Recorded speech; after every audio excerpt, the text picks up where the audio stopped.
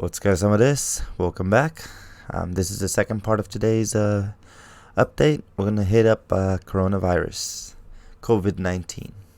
Yesterday I didn't upload at night because the site was having issues, and unfortunately I had to go buy more supplies. I'm doing it slowly. I'm not buying up the whole shelf. I'm buying a couple cans, about 100, 200 bucks here daily, and we'll try to keep that up for like 10, 15 days ish. So I want to keep a nice stockpile of food that I enjoy while the shelves still have plenty to choose from. So yesterday's video was delayed because I went shopping late at night. For good reason. They closed the schools out here in Japan, and parents and families are now starting to feel the impact, like, oh, this is going to get serious. So yeah, pass the word around. If you're ready, good. If your friends and families are not, pass the word, send them links. I put a whole bunch of links on this page. So there's one source for everyone or there's a source that you can link them to. Not that I am trying to bring traffic to the site, but the main point is that people start getting ready. I think YouTube doesn't like coronavirus videos because they keep, most of the videos get a decent reach, but whether they get clicked on or not is a different story, but the reach is really low on anything that mentions corona. So if you come across this, welcome, and I hope you share it, and hopefully you come across this early. First off, coronavirus hits tech company. One of the Google's employees tested positive. Not in the US, this was in Sweden. Sweden, I believe. The link is here. The point is that it's starting to hit home, and some of these companies that are censoring this information are now seeing the virus pop up here and there. And another link I put here is of an individual who has a coronavirus. They got it on the Princess ship, the Princess Diamond, and he's 60 years old, and he describes his situation, how he's feeling, and he said, if it wasn't this, I probably would have still gone to work. If it was just a cold, that's as bad as it feels. He says he could still manage to go to work. He'd still run his day-to-day life. So it doesn't feel bad, and I don't think the coronavirus is like a shock to the system. It's just easily contagious. It sticks around a long time. It spreads quickly, and it does take you out of commission. And if it does it to the whole 1,000 people, 2,000 people, then you'll start seeing, well, the more it does, the more impact it has, the more you'll see services start being delayed. People ask not to come in. Even if you catch a common flu, they normally ask you to stay home. Well, this seems to be a lot more contagious than that, and it seems to linger around a lot longer than that. We'll go over that here in a second as well, how long it lingers. But this individual says it's not bad, and most of the 80% of the cases will be very mild. You'll feel perfectly fine. It'll feel like a light cold, and you'll move on with your day. That doesn't mean you're not going to contaminate others or that there's a good mortality rate, but it's not like, oh, I got it, I'm done. You'll be fine for the most part. How long can the coronavirus survive on surfaces? Now, there's different reports. This story tends to try to put you at ease. It explains to you that coronavirus will last about 2 hours on iron and copper. On other surfaces such as cloth and soft materials, plastic, it tends to last a lot longer.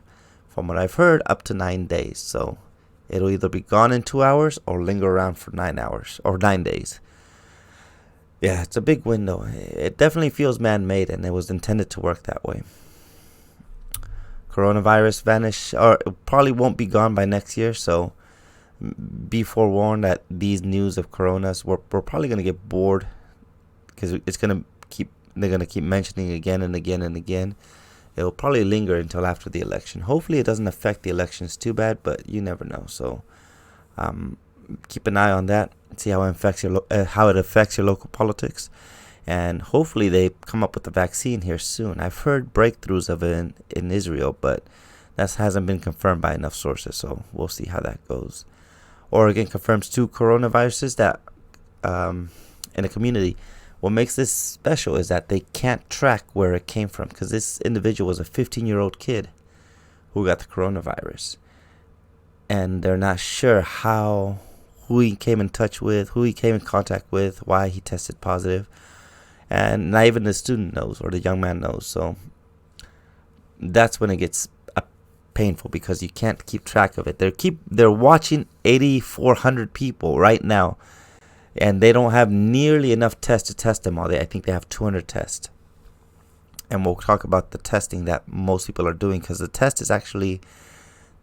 kit is actually hard to get your hands on.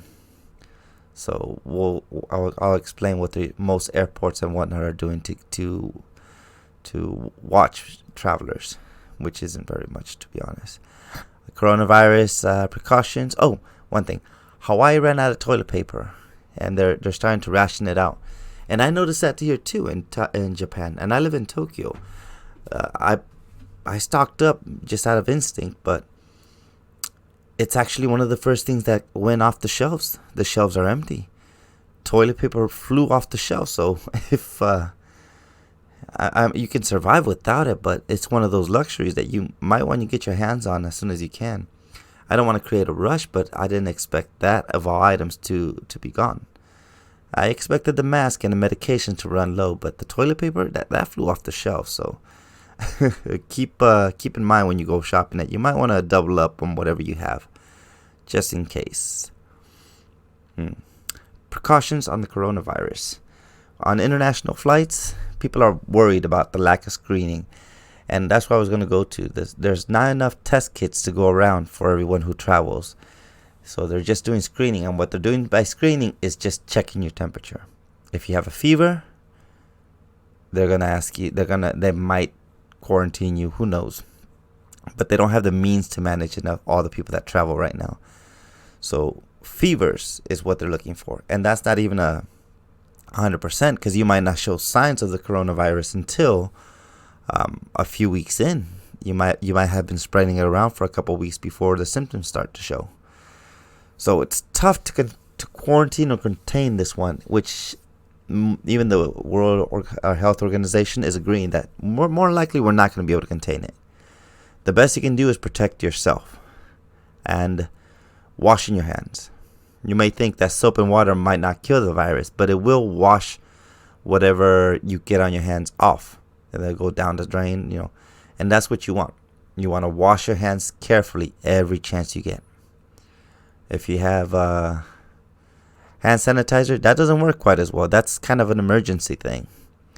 If you get something in your eye and your eye really itches and you need to scratch it or rub it, I guess you can put some hand sanitizer in your hand or something along those lines. But basically, soap and water is what you want to use. You want to make sure you wash your hands completely, soap back and forth between your fingertips, your fingers, and try to keep your nails short if you can, just because it makes it a lot easier to keep yourself clean. So those are the preventive measures we have as of right now: soap and water, which seems kind of ridiculous considering how far along we are. But it's better than just trying to tough it out. Now, as far as they're inspecting based on fevers and coughs, a family was kicked out of a plane because they don't have enough test kits to test everyone. So a little girl, I think she's about 2 years old, she had a cough, and the other passengers started to panic, and they asked the family to get off the plane once they couldn't get a doctor's note from the family. They asked him, "Do you have proof that the little girl just has a cold and not the coronavirus?" And the family had no such notes, so they asked a doctor on the plane if anybody was if they can look her over, and they found somebody who was a doctor on the plane, and he cleared him, but the pilot didn't feel comfortable, so he asked the family to go ahead and disembark the plane. But that's how we can test, just by the cough and the fever. If you don't have either one of those, you could still be carrying it, but at least you're safe to travel. And that means whoever you're traveling with might be sick, but if they don't have a cough and fever, they're not going to give themselves away. Even they might not know it. But there's a story for that family that got kicked off. Outbreak starts to look more like a worldwide epidemic crisis, and that's just going to happen. Unless it's in your culture to keep yourself clean, to wash your hands every chance you get, unless that's part of your day-to-day life, odds are it's going to spread around the whole world. Mexico has a few cases, and when I say cases, that means they found people who actually have it, not that that's how many there actually are in the country. Because if there's 2, odds are there's a whole lot more. New York, Oregon, California, it's spreading absolutely everywhere. Up north here in Japan as well. But they're taking pretty severe precautions. The one country I tip my hat to, and I don't have a story for it, but it's fact, is Taiwan. Taiwan is right next to China, literally right next to them, as close as you can be. And they have 0 cases thus far. Because right off the bat, they cut all ties. They said, nope, travels, nothing. And it's an island, so they don't have borders. But they kept themselves completely isolated. And so far, they're at 0. So tip of the hat to Taiwan for doing such a great job. Hong Kong's not doing well. Actually, Hong Kong's having a really rough time. But we'll go over that here later on in the story. The federal bank is going to go ahead and coordinate to try to lessen the blow on the economy. Took a hit this week. I think it's the worst drop we've ever had in our history, which was 1,100 points. Not much considering we're almost at 30,000, but it's still one of the biggest hit we've had. Trump has been downplaying it, because they're trying to keep people working, keep running business as usual, and we'll fight this together.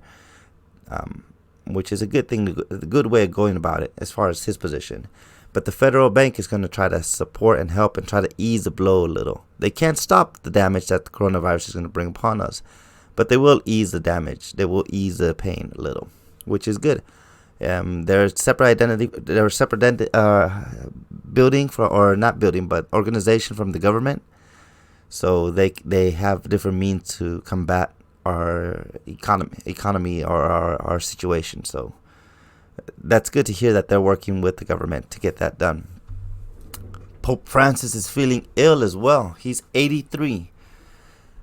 And I wish him the best.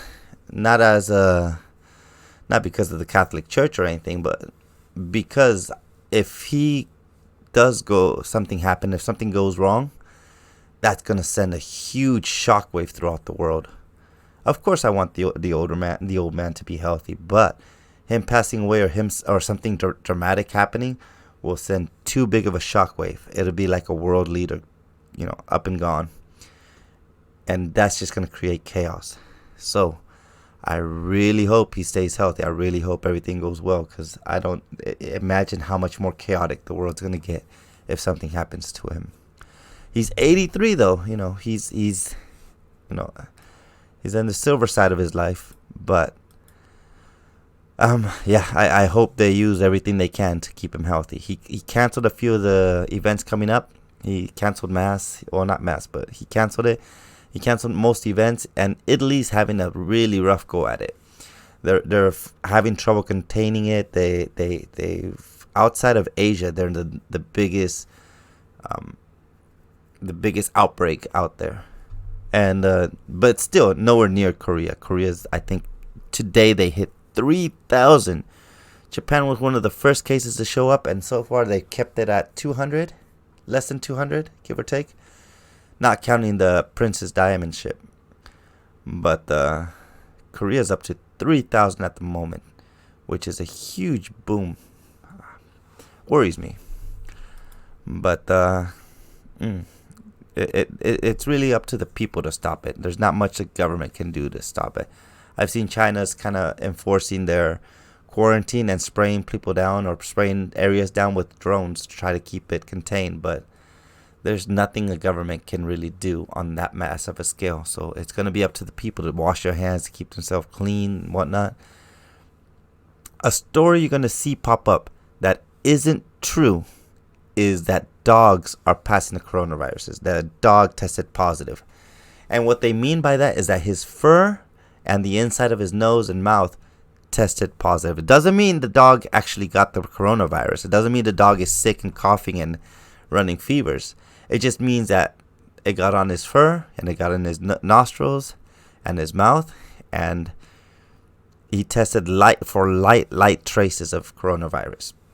people are gonna, blow it out of proportion. Especially 2 days ago, they slaughtered a couple poodles with metal pipes in China, Wuhan. So don't start thinking that your animal or your pets can now be carriers or can now be sick from it. They can be carriers if they roll around any contaminated areas and they start inhaling the coronavirus, but they cannot be sick from it as of now. So if you see dogs getting sick or dogs carrying coronavirus, they carry it, but they're not sick. A dog's not going to cough on you, but a dog can carry traces of it on its fur, which means any animal can really do it if they run around a contaminated zone. So keep that in mind, that it's not the animals getting the virus in their bloodstream. It's just their fur. So that's one of those fake news that's floating around. Don't start abandoning your dog. If you get stuck at home and your house is clean, your dog's gonna be fine. These dogs that were tested positive were dogs of infected individuals. So people who are already sick, who are coughing everywhere in their house, the dog, holding their dog or cuddling their dog, whatever they were doing with their dog, they were passing on traces to it. But that doesn't mean the dog was sick. Please make sure that if anybody says, "Oh, dogs are getting sick," just tell them no, the dog's fine. It's just carrying it in its fur and he's breathing it in a little bit. Yeah, another one in Hong Kong, coronavirus. Another dog tested positive. Again, same issue. The dog was not sick. So that's one of those fake news. Fake news. The New Yorker sums up Trump's corona problem. Trump's done a great job as far as this. They're spreading a lot of lies. They're talking about the CDC's budget being cut. Now, Trump tried, but never passed. It never happened. It actually grew. So as far as the emergency response, it's going as well as it could hope. The president's playing it down, saying that, try to stay calm. Don't go out and buy your shelves empty right now. Stay cool. Keep your cool. It will pull through this. Go to work if you can. If your work is safe, go to work. Keep producing. Keep everything running. Because if nobody's working, the lights don't come on. So he's done a good job about that. But I keep hearing lies about it, especially from Michael Moore. That individual is just completely lying. He talked about Trump mentioned that there was that the budget's cut. He said that was fake news. But Michael Moore is twisting those words around, saying the president called the virus fake news. That wasn't the case. That was never the case. Michael Moore is full of poo. So I'm trying to keep it as friendly as I can. But yeah, it's absolute lies. So far, I haven't seen anyone outside of Trump and, as of right now, Pence really doing anything to combat this. I saw the governor of California starting to be active in this role as well. And San Francisco declared a state of emergency. But on a national scale, all these politicians who like to scream and shout haven't been useful one bit. None of the presidential candidates have done anything to be helpful or useful. As far as I can see, they're just using this to politically attack an opponent, which seems idiotic and a terrible idea, especially in this moment when we kind of have to work together as much as we can. So whatever negative news you're hearing out there about not being ready enough, these things are exaggerated for political gain. Do not believe them. The Pope might not be sick. Even if you do get sick, odds are you're going to be just fine. You got an 80% chance of being absolutely okay. And even if you are one of those that does get sick, one of the 20% that does get sick, you have about a 90% chance to recover from it. So things are still looking good. He's trying to keep things calm. I wouldn't sell off yet. Usually stocks, they always come back. Remember when the stocks crashed last time? And that was at like 1,300 or 13,000. And now they up to the last week, they were up to like 29,000. So they always come back. I'm not here to give you advice on that. I'm just saying keep calm. Buy enough supplies so that if you have to stay home for 2 or 3 weeks, you have enough. You're comfortable. If you want to buy Mountain Dews and chips, but buy enough to keep you comfortable for that long, go ahead and do so. Toilet paper seems like it's the first thing that goes when people panic buy. So my advice to you is watch the news carefully. Look at who's doing well. Look at where it's at. Avoid areas that you know you can get sick. If you have to change your lifestyle, I would just change it by wearing masks whenever you can. Don't burn through all your masks by wearing one daily. If you're going to go somewhere that's crowded, go ahead and wear one. Wash your hands the second you walk in through your door. And I would keep water and food stored as well. But washing your hand is probably the best you can do. If you get sick, keep yourself away from everyone else. If you find out that somebody at your work is sick, feel free to use some of your sick days to stay out of work for a while until everything gets cleaned over. And if you work in something that, if you do have something that might be contaminated, or you think your house might be dirty, or your neighborhood, just stay away for a few weeks. The virus doesn't last long outside of a host. So it'll die out in 2 hours or die out in 9 days, either way. So if you wear a jacket, and this is what I'm doing, if I wear a jacket and I feel like some people were coughing a little more than usual, I'll put that jacket where I'm not going to use it, or I'll spray it down. And I'll keep that jacket there for a week or two, and then use one of my other jackets and just keep rotating them out. Wash your clothing whenever you can, as often as you can. And while the water's running, while everything's as good as it can be, go ahead and take advantage of that and keep yourself clean, keep your clothing clean. I wouldn't go to any extremes just yet, but do keep yourself safe and be prepared in case you do get sick. So that's it for me today. YouTube is probably going to suppress the life out of this video, but I do hope this advice and some of this information helps you. I'll put a link to this one post so you can go through each one if you want to read through them in more details. But good luck to you. I hope if you have any comments or questions, please feel free to leave them at the bottom. Subscribe if you'd like to. I'll try to keep these up daily, and have a good night. Otsukaresama deshita.